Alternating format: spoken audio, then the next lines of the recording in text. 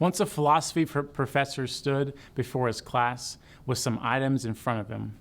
When the class began, he picked up a large empty jar and began to fill it with rocks about the size of his fist. When no more rocks would fit, he asked the class, "Is the jar full?" The class agreed and said it was.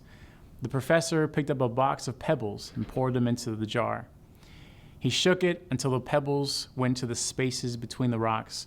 And when the pebbles reached to the top, he asked the class again, "Is the jar full?" The class laughed and answered yes. Now it was the next part. The professor picked up a box of sand and poured it into the jar.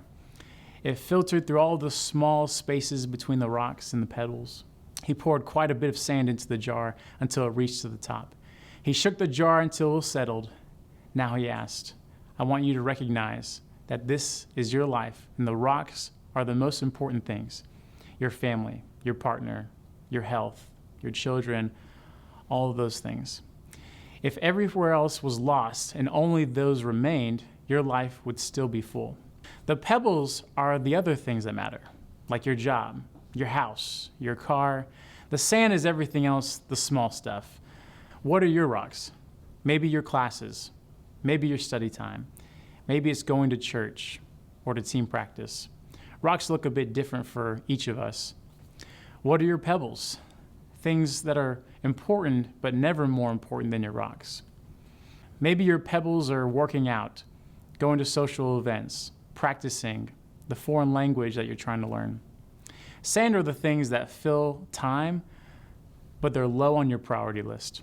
Traveling, cooking, showering, relaxing. We all know that you're going to require some time out of your routine, but less essential. Take some time to prioritize your week. What are your rocks, pebbles, and sand?